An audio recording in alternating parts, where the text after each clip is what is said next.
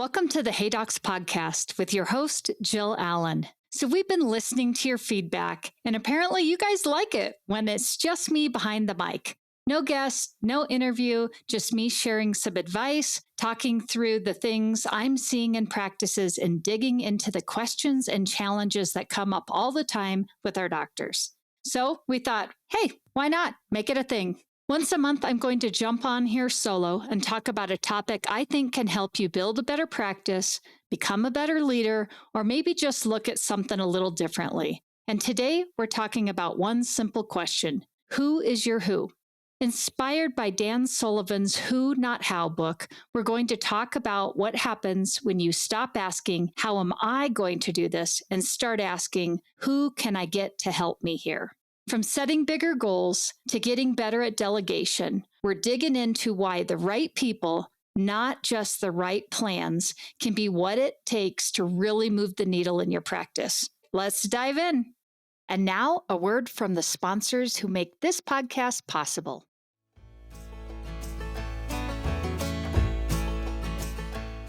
Want a cleaner workflow for orthodontic cases?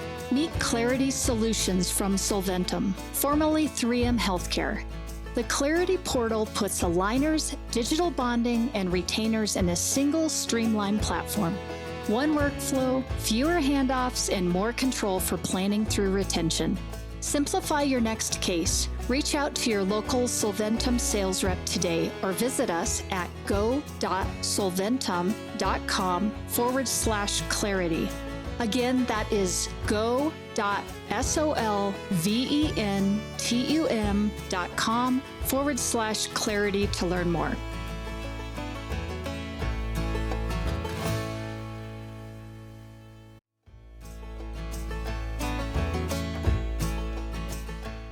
Hey docs, if your new patient follow-up depends on someone remembering, it's leaking revenue. Greyfinch automates new patient follow-up, texts and emails go out automatically, and your treatment coordinator just checks their tasks list to see what needs a quick call or a more personalized message. That is one of the many reasons I recommend everyone take a look at Greyfinch. It isn't just a follow-up tool, it's a complete practice management software built to help you grow and scale. Stop leaking revenue and get $500 off your startup fee with the Jill Allen special at greyfinch.com/Jill Allen.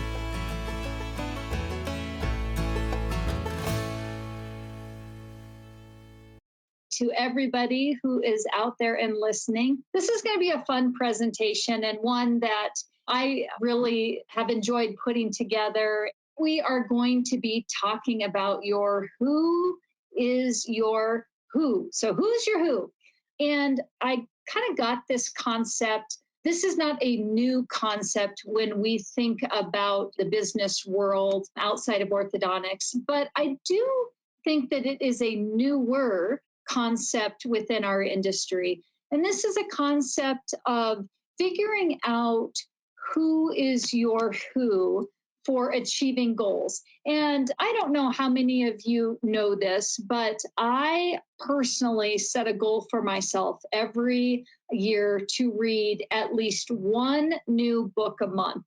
And that gets me at least 12 a year.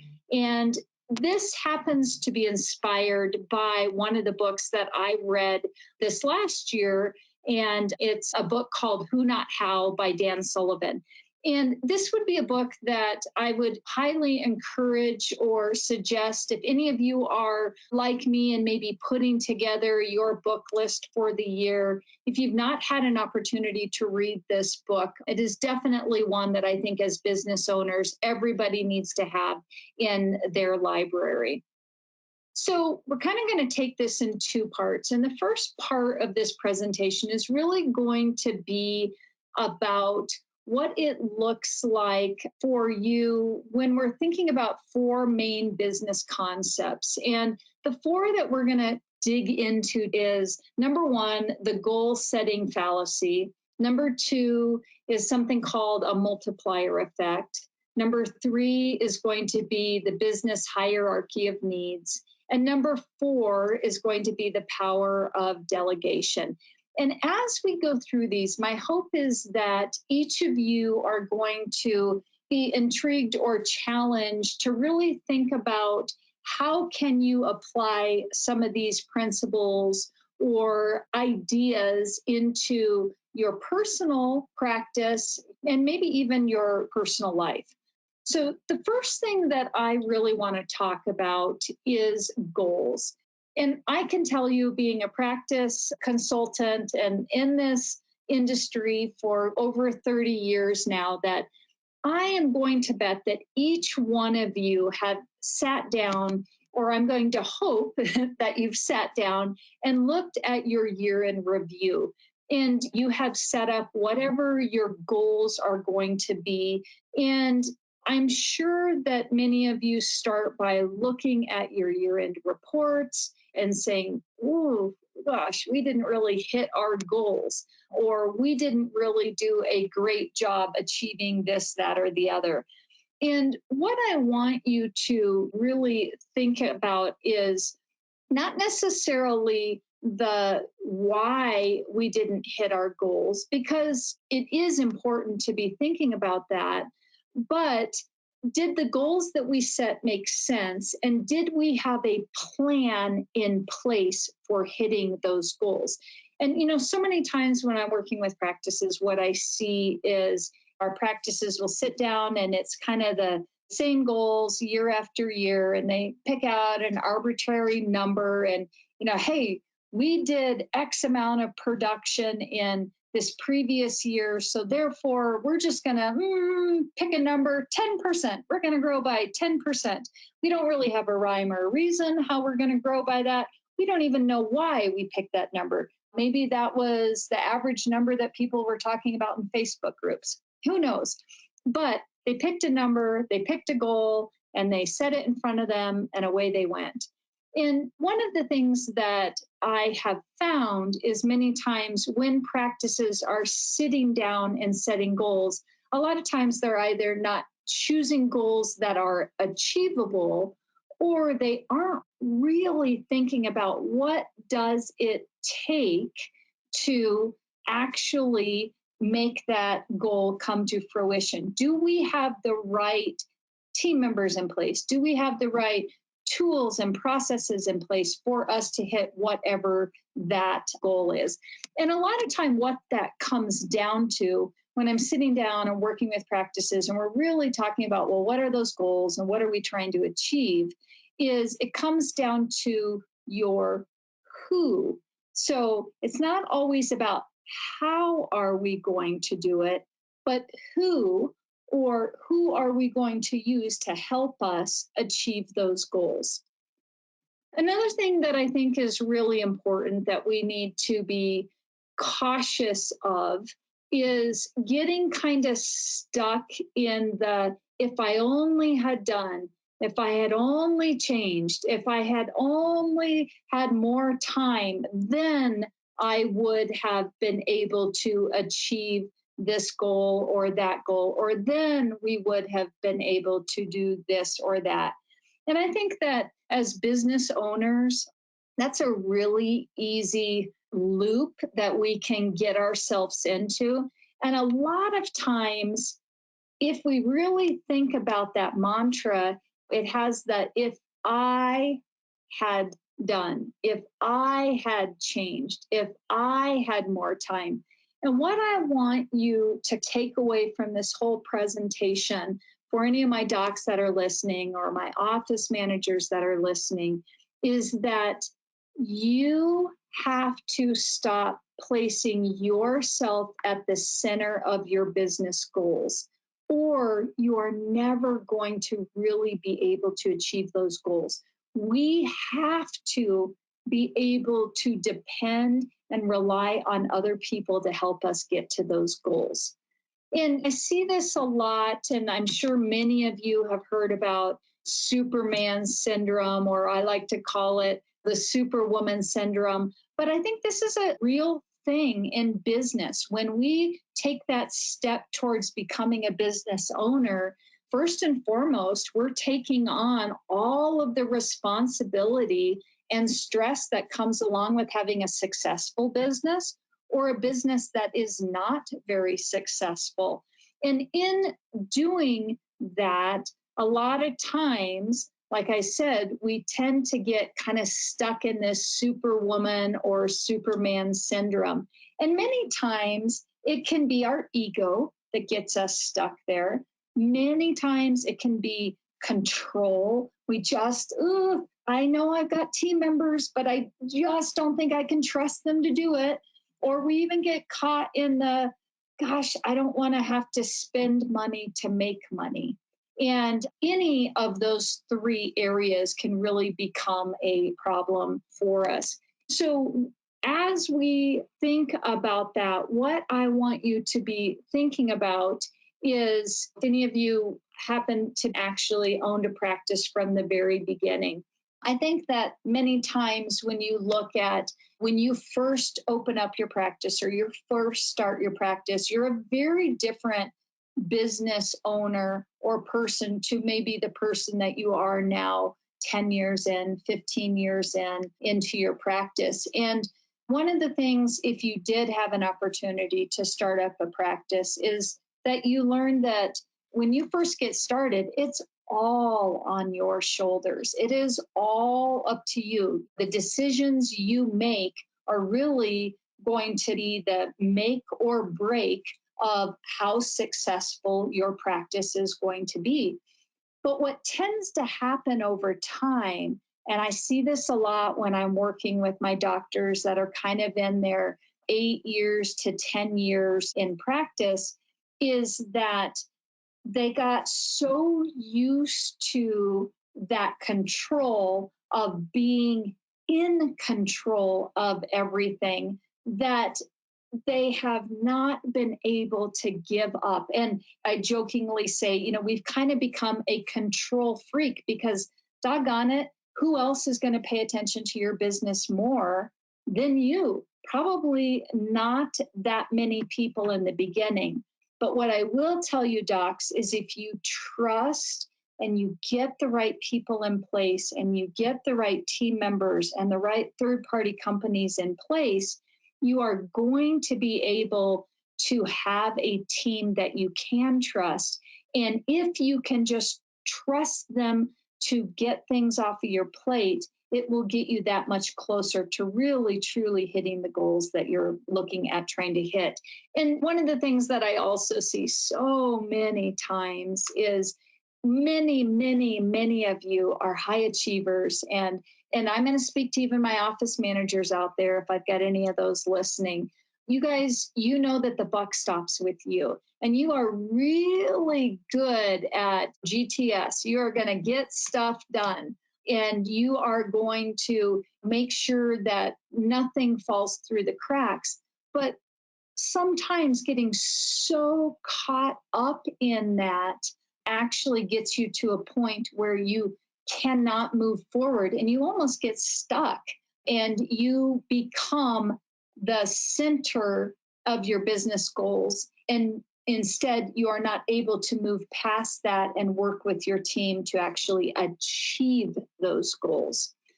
Something else that I think that we really have to be thinking a lot about is many times I have docs, especially when times are tough and, maybe our economy has been down, where it's really tough to actually put the credit card out there or to be like, oh my gosh, I got to add another employee. But, maybe I can just work one more day, or I can work 3 more hours in the afternoon. Or maybe I can just, and again, we're back to that, I can do this, as an office manager.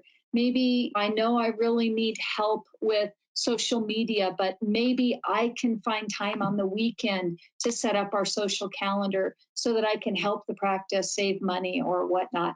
And what I just want to tell you is you have to be really careful about, again, becoming your own roadblock to moving yourself forward towards the goals that you're looking for. And as a business owner, I can tell you that the Jill Allen that I am today is very different than the Jill Allen I was as a new business owner 18 years ago, 10 years ago, even 6 years ago. And one of the things that really helped me was moving myself out of the control position and being able to put the right team members and key companies in place to help me continue to move forward and move my dreams and my goals forward as a business owner. So, what I want you to really think about is mind shift. What does it look like to really start to rely on your team and rely on maybe third-party companies around you to help you move towards the goals that you want in this next year? So, one of the concepts that I think is important to think about is this multiplier effect. And I'm sure many of you have kind of heard about this before, but Dan Sullivan talks about this in one of his books. But the who you work with might work with other who's as well, creating a powerful multiplier effect. And what I mean by this, and what he means by this, is that if we can start taking a chance and relying on our team and relying on some third-party companies and moving ourselves out of the way of achieving our goals, a lot of times it's not about trying to figure out how do we achieve our goal, but who do I need in place to help me achieve that goal? Because that's ultimately what it's about.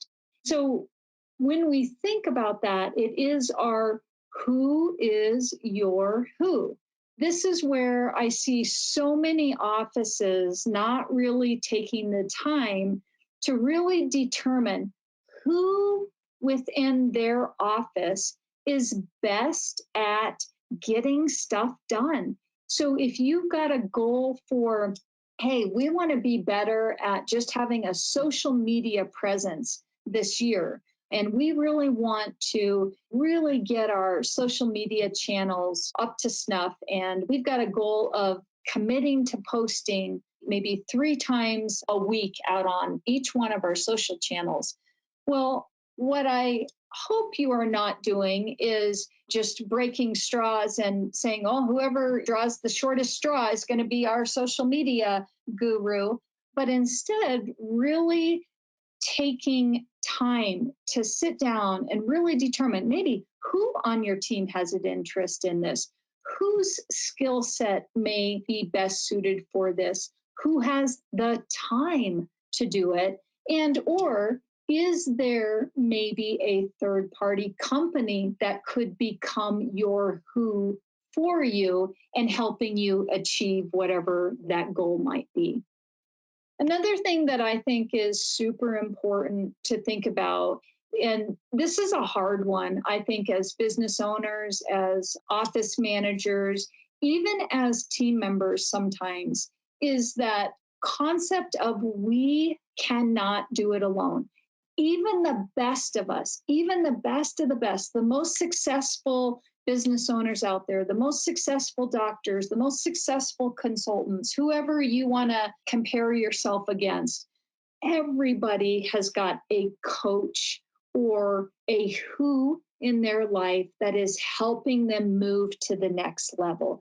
And that's the thing that I really want to bring home for each of you, is that it is so important that we not get caught up on, well, I should be able to do this all. And I think especially if I happen to have any women doctors out there that are listening, or women team members out there, so many times, I have got people who say, well, I should be able to be this really great mom and still have this really successful practice and still get the laundry done and still be home to, make sure that dinner gets on or whatnot.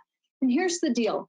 Whether it's a coach, whether it's somebody to just help you clean toilets in the house so you've got time to go to the park and play with the kids, all of that is okay if it helps us achieve our goals and whatever that is. So I like to talk to a lot of times to my docs about It's okay to get to a point where you have to rely on a CPA or a business bookkeeper to get your books done so that you don't have to do QuickBooks on Saturday nights and on the weekends, or to have a third party company maybe help do your aligner treatment planning, or to have an AI remote monitoring company help respond to text messages to your patients when they've got a really simple question that doesn't require an actual physical person to put eyes on that.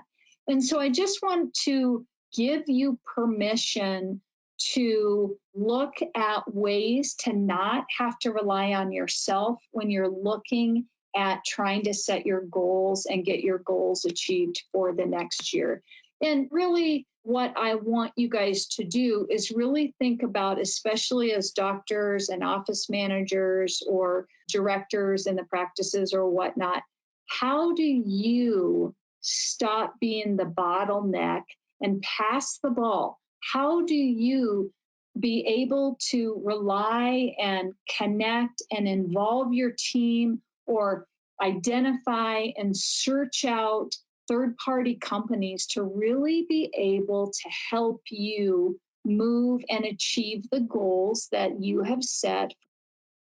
I'm sure many of you have probably seen this before, but there is kind of this hierarchy of needs that every person has. And the first and basic is just every single person has a physiological need to just have their needs met. We have to be fed. We have to all ideally looking to have a warm place to lay down and security and safety in our lives. Everybody, as we kind of move up the hierarchy here, we've got a desire to have love and have belonging. And we see that in our teams. People want to be on your team because they want to be a part of something. Otherwise, if they don't want to be a part of something, they're not going to last long on your team. And I think that that's really important. And something I talk to my docs a lot about is not everybody is going to be your forever employee. Not everybody is going to be the perfect fit. And if they aren't, that's okay. Send them away with love. Let them go find another practice, another path in their life that's going to allow them to be able to meet this hierarchy of need of feeling love and feeling like they belong somewhere.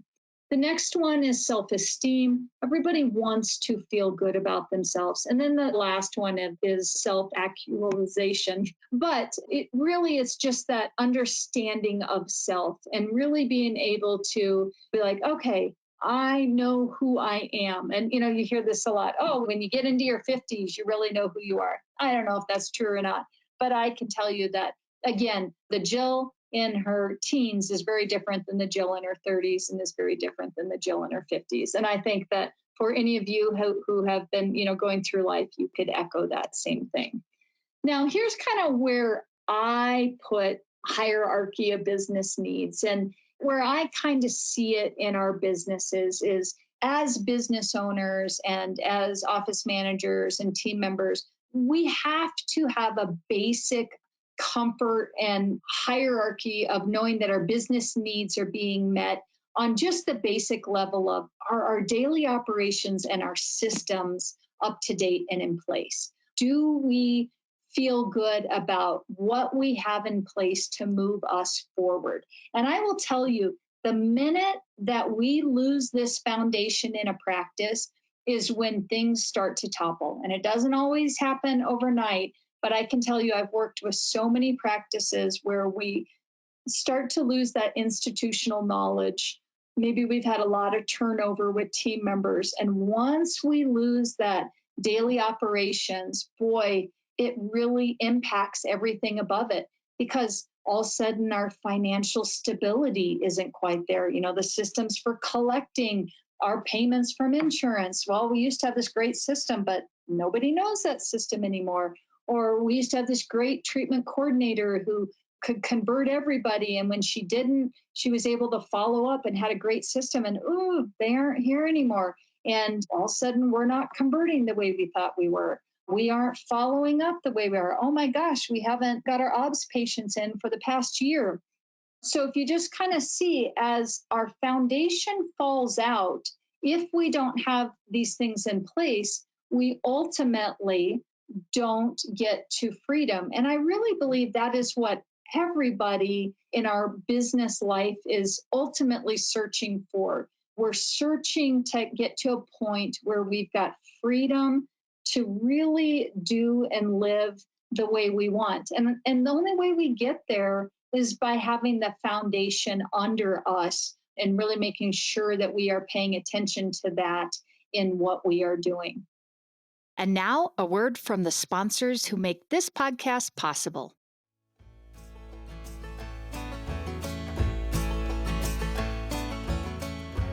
Are you thinking about opening an orthodontic practice? I know, it's a big decision, but saving 25% on the ADEC equipment you need to get started, that's an easy one. Because ADEC has a special program called Smart Start, designed to help you launch your first practice. You get up to 25% off your ADEC orthodontic equipment and furniture.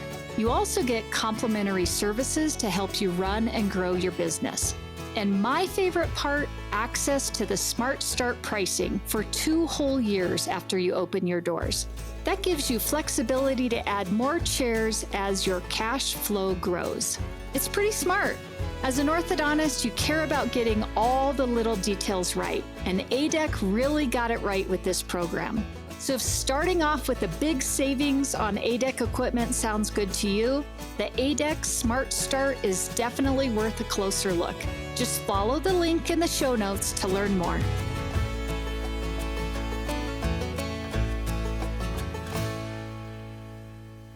So let's just talk about the hierarchies that I was just talking about.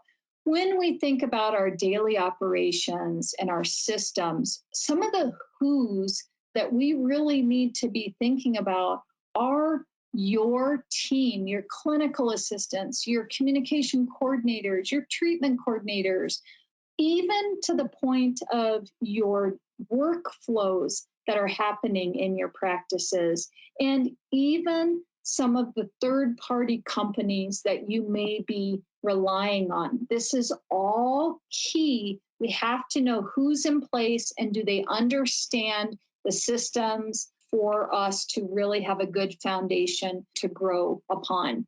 The next one is when we think about that financial stability, do we have the right pieces in place to really understand what our business is doing? Are we just taking, and looking at our business and then going onto our Facebook groups and going, what's your overhead? And we hear the 500 different people call out whatever it is, but there's really no context to what is being said. Or are we relying on professionals to give us real data and give us real understanding of where our practice is at and how we are actually doing? And I see this as our who's that are our accountants, our CPAs, our office managers, the reporting that you have in your operating system. When we look at Ortho2, one of the things that I love about the system here is the fact that you can drill down and get to incredible reports and pull out any bit of information that you want. There's also third-party companies that we can engage if we want to compare ourselves to other people, but not the Facebook group other people, like True Data. We can do that through Gauge. We can use maybe companies like OrthoFi to help us streamline our financial processes and maybe even allow us some financial security to just be able to know that finances are being watched by somebody else. And if somebody calls in sick or never comes back to work, we're not going to have to be stressing out about how do I bill insurance or how do I get the patient accounts collected. The next one, as we kind of moving up our pyramid, is really thinking about your market presence and your customer service or that patient experience. And I think that's been a big buzzword in our industry over the last few years now, where we are really taking it and thinking about, what do I want my patients to experience when they come into my practice? And what is going to make it different than the 5 other doctors that are around me?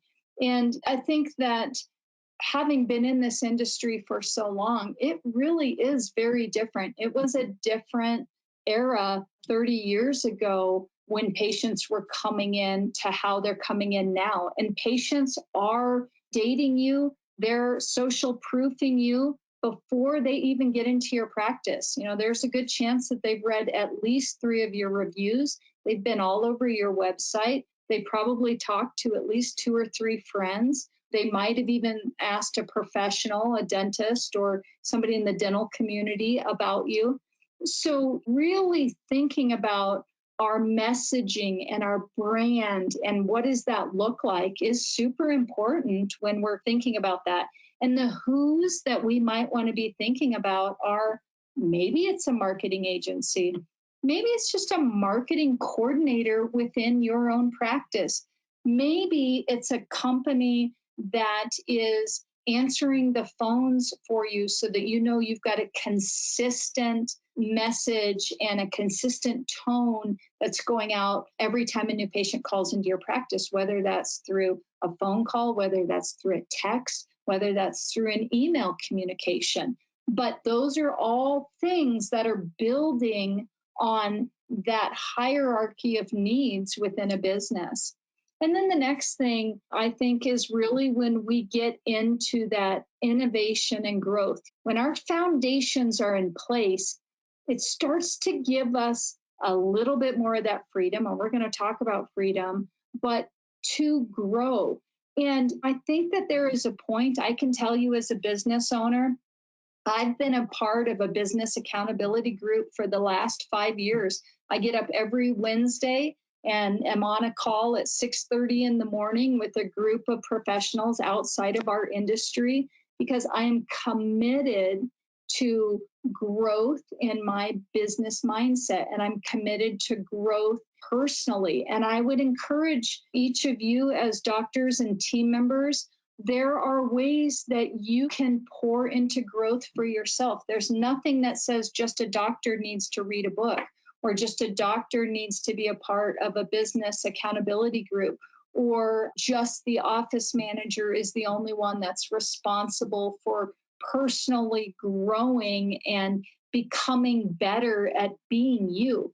So I would encourage you, when you start to see all of these things in place, this is just naturally the next step. And I can't say it too many more times, but I think that doctors and office managers, any chance you get to pour into your team members, give them opportunities to go to continuing education, give them opportunities to see the bigger vision of the practice and to see that there is a path forward in their career. Make sure that your teams understand that there is a career in orthodontics and it isn't just a job that they're holding on to until they get to whatever they perceive to be their next career.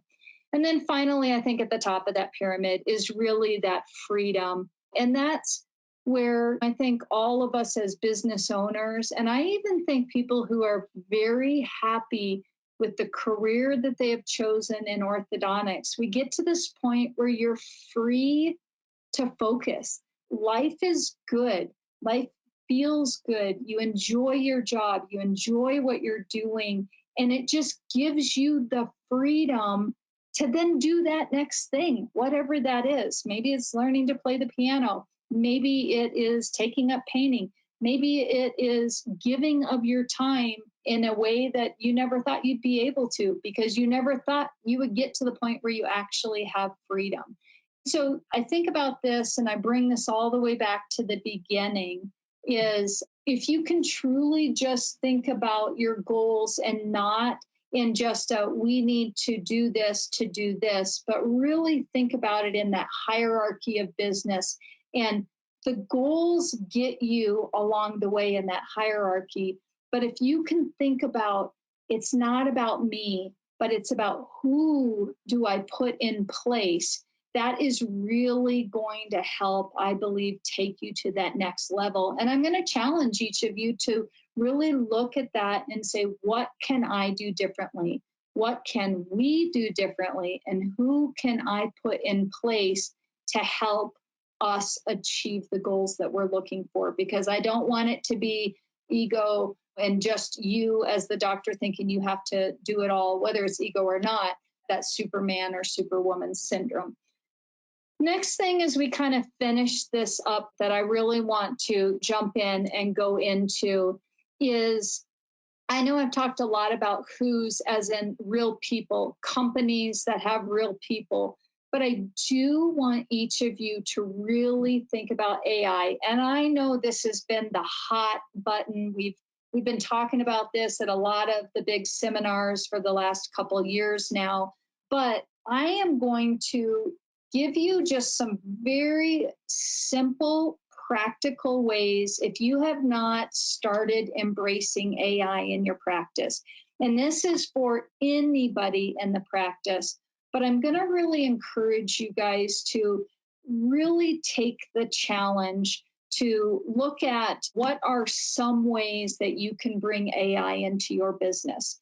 It's hard when you have to look at embracing something new, but oh my gosh, is it wonderful when it works, and it works really well. And I definitely believe that AI is the future. I think that a lot of people have some concerns about what AI is and how do we use it and this, that, or the other. But I'm going to just encourage you guys to tiptoe through the tulips here a little bit with me. And I'm going to talk about just 2 AI programs that I think can really help your practices out.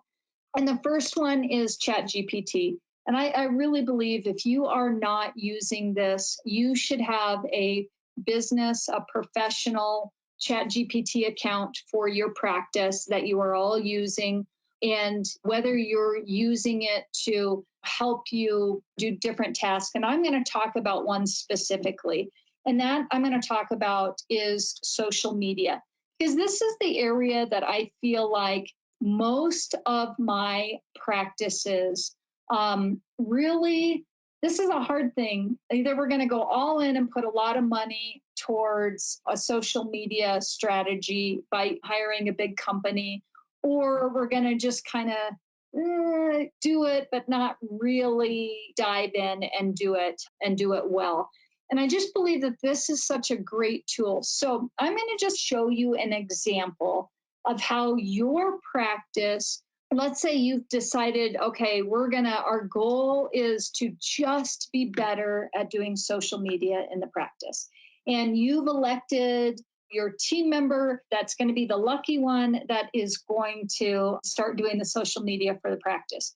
But they may be really good at their own personal social media, but have they done business social media before? Do they really understand your practice? So one of the things that I suggest doing is going in and asking ChatGPT to be, and we're going to give ChatGPT a role to be the best social media strategist. And I'm going to use my company as an example, and you guys would use your own company. And I am going to first just learn about my company, but learn about it from a social media standpoint. So what I want you guys to watch here is, I have gone in here and I've asked ChatGPT to be the best social media strategist. And what you can see is in a matter of seconds, all of a sudden, ChatGPT is coming up with all of these key things that I think are very important for this new person who's going to be doing your social media. Let's just say it's coming up with our brand voice. It's telling you, okay, this is how you look out there socially. Here are some marketing and social media opportunities that you may not even know about that you have. It's giving us some visual aesthetics as far as how we should do it when we're thinking about this, that, or the other, and even some key messaging for our social media.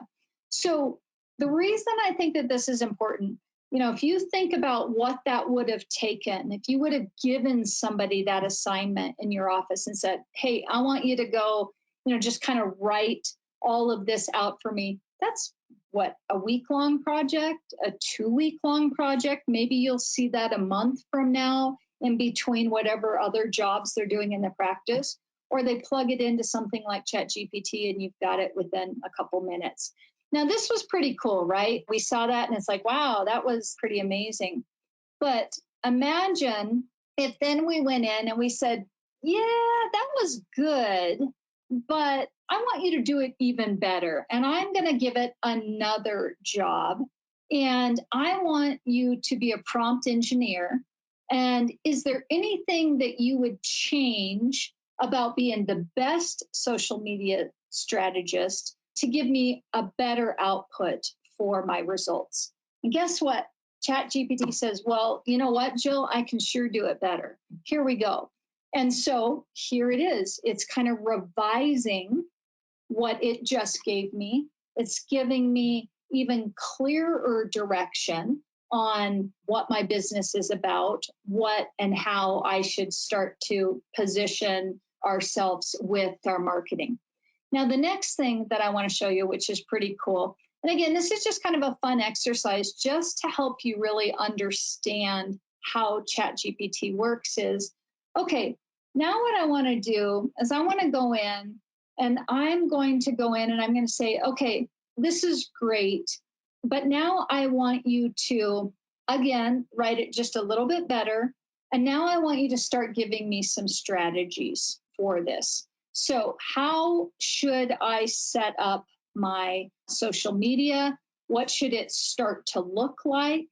And what should I be planning on as I am getting ready to set up my social media strategies as we're going along? And you can kind of see it's pulling all of this, you guys, from what is out there online already for you.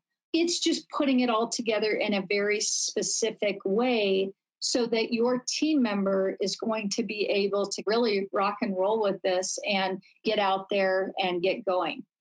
So last thing that I want to show you is now that we've been able to get a real clear picture on what we want to do with our social media, and we, as that new team member, okay, I really understand the direction of my practice and what my goals are going to be. Now I want ChatGPT to help me come up with a calendar, because isn't that the hardest thing? What do I post? When do I post? How do I post? All of it. So here we go. ChatGPT is going to go right in there for us, and it's going to set up an optimized social media calendar for us. It's going to tell me what my pillars are, how often I should be posting, when the most optimized time to be posting my posts are, when I get the most engagement when I should post. It's going to give me my hashtags for best following. I mean, isn't this cool to look at this? And again, how long is this taking us? If I would have given this to somebody to do myself, this could take a month for somebody to put together. And now we're a month behind already versus boom, boom, boom. Here we go. We've got everything. And we've got a month's worth of posts. And all that we now have to do is say, team, guess what? It's social media day. We're coming in. I'm coming in tomorrow. Everybody come social media ready. Have your hair done. Have your face on. These are going to be, I'm going to snap 5 different, whatever things for our social media. And away we go. And now your social media team member is able to get all of this accomplished maybe in a day or two and have everything that he or she needs for the rest of your month. Isn't that awesome? I mean, just look how much, that just took us 2 minutes to get that. And I've got an entire month's worth of social media directions. So just something to think about with ChatGPT and just one way that you guys can do this. Now, the other thing that I want to just remind you about is it's not just for social media. This is a great way for you guys. Let's say you guys are running an ad for hiring a new team member. It's a great way to maybe write your ads. It's a great way to write your SOPs. They will give you good formats for that. You can go in there and do that. Maybe your blogs for your web page, all these different things. You give it an idea and boom, just like that, you've got a blog for your website, or you've got your scripted emails written out for every single one of your emails that's going out of your office. So just remember, when you're using ChatGPT, the tips and tricks that go along with this is have it do the research for you. It is a wealth of knowledge out there. Is everything exactly perfect? No. But I will tell you, it'll get you information faster than even searching on Google. Assign it a job. Always give it a job and provide context for how you want it to do the job. Set the tone. Write this in a business professional tone. Write this in a friendly but professional tone. Write this in whatever it is, give it a tone. If you don't like it, have it rewrite it. Its feelings don't get hurt if you don't like what it does for you. It'll just keep spitting it out until you like something. And when in doubt, have it review and optimize your prompt. I would always say never stick with the first thing it gives you. Have it make it better. Always make it better until you feel really good about it, and then make it your own. That's really what it comes down to. Next, what I want to talk about, the second tool that I think is really key for practices is Canva. And, again, I don't get any kickbacks from talking about these companies. I probably should have said that right from the beginning. I just find these tools, and especially because I work with so many startup practices, these are inexpensive tools and even free tools that really help practices do things and do them better. So Canva is another tool that I highly suggest using in practices, especially, and I'm going to kind of stick on the social media vibe here, where now you've got your team member that went through, did all of their research, got a calendar ready to go. They've taken their pictures, they've done all they need to do, but now I need to build a template. We can go into Canva here. And believe it or not, Canva has a free account that you can use, and or you can use a business account. I would suggest paying. It's a very nominal fee for a business account. But what you can do in here is you can get your posts ready to go. And the beautiful thing is, when you make these posts and you get them set up, they can post and make it sized right for each of your social media channels. So you can make one post and have it sized right to go on Facebook, or have it go on Instagram, or whatever you want to do there. So again, we're just going to quickly show how easily it is to just come in here, make a quick social post. And the cool thing about Canva too is you can set up a brand guide. So you can go in, you can set that up. You can say, okay, here's my brand colors. So anytime I make anything, I always want it to be in my brand guide. I don't want to have to worry about, what color was that orange that we use? Or, oh, geez, what color is that pink or whatnot? You can very easily add in video. You can very easily add in static photos, but you can get this done in seconds. The next thing that I think is really cool is you can also create multiple posts at once. And again, I'm not teaching necessarily on how to do Canva, but it's more, I just want you to understand that there are some pretty amazing tools within this really inexpensive tool. And we don't necessarily have to pay big companies to help us do this.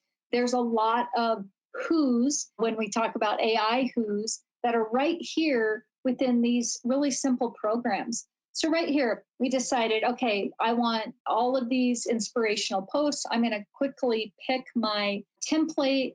I'm going to add each of those quotes onto them. And again, real quickly, boom, boom, boom. I'm going to bulk create. And here we go. I just set up and created 10 inspirational posts in a matter of a minute or two. And here we go. We're going to see this. And here we go. We've got 10 different posts that's now ready. If one of our pillars was inspirational, I've got 10 days worth of posts already done, and I didn't even have to think of the quotes. I just put it into Canva, had it do it for me, and I just built the posts. And the really cool thing is there is so much free training on this and YouTube, on other things that, again, these are just these really fun tools that just allows AI to help us. And this is the last one that I'll talk about as we kind of wrap up here. But how many of you have been in, and I think that the least favorite thing to do is giving oral hygiene instructions, let's just say. So this is a really cool thing in Canva. We can go in and we can get an avatar here. And with our avatar, we can have it speak, and you can see kind of the style. Welcome, everyone. It is so great to see your smiling faces at this conference. We hope that you are learning a lot about how to implement AI into your practice. Can you give the amazing Jill Allen a round of applause? I am sure that you can already see the potential that something like this has to offer. You could use this AI to generate a personalized video for new patients, welcoming them to your practice, or even explaining some of your office policies. The potential is limitless.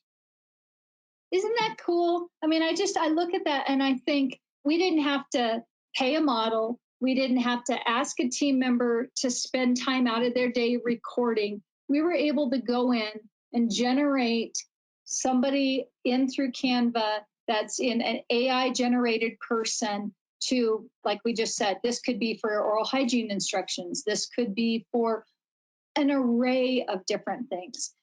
And now, a word from the sponsors who make this podcast possible.